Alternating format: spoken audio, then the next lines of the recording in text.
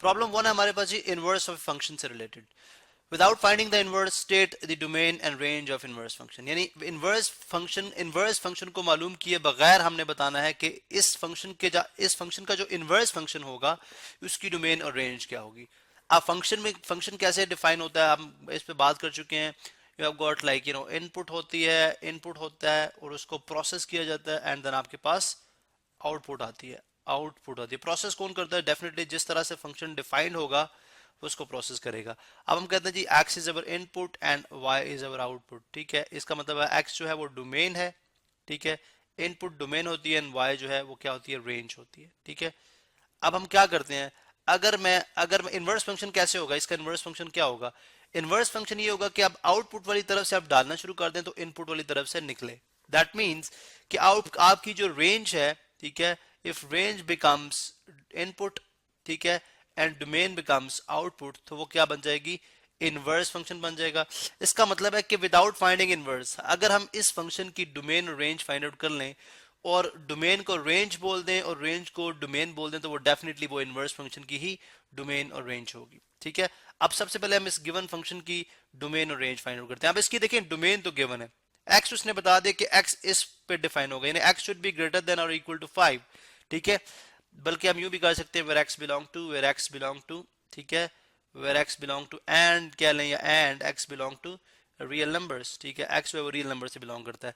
अब इस केस में अगर x is greater equal to 5 है तो इसका मतलब है कि domain of this function, domain of given function, लिखूंगा जी, domain of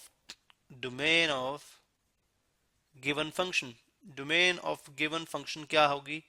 domain of given function है, डोमेन ऑफ गिवन फंक्शन आ जाएगी, मैं यहाँ पे लिखता हूँ, डोमेन ऑफ फंक्शन इज 5 से क्लोज, ये जो स्क्वायर ब्रैकेट है क्लोज के, यानी 5 इंक्लूडेड है।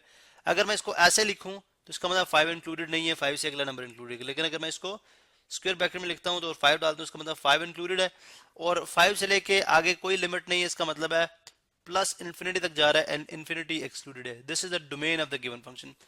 रेंज क्या होगी? ठीक है, what is the range of given function, range of given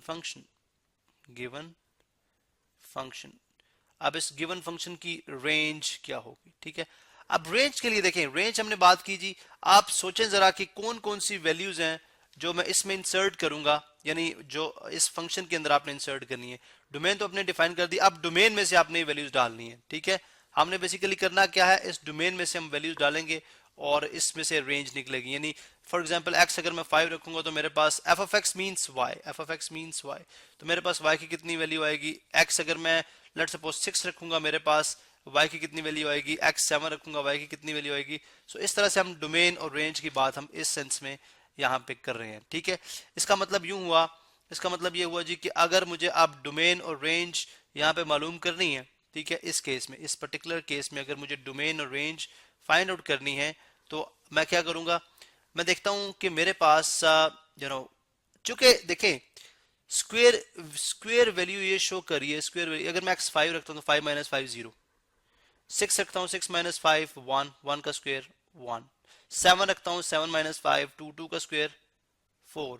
इसका मतलब है नेगेटिव आने का तो कोई चांस ही नहीं है, यानी वैल्यू y नेगेटिव कभी भी नहीं हो सकता। इस केस में अगर आप यहां से वैल्यूज उठाएंगे y कभी भी नेगेटिव नहीं हो सकता। इवन कि आप x नेगेटिव भी रख लें, क्योंकि वैसे तो उसकी डोमेन से बाहर है, लेकिन अगर हम x नेगेटिव भी रख लें तब भी जो है इसका आंसर पॉजिटिव आएगा। इसका मतलब है रेंज ऑफ गिवन फंक्शन क्या हो जाएगी?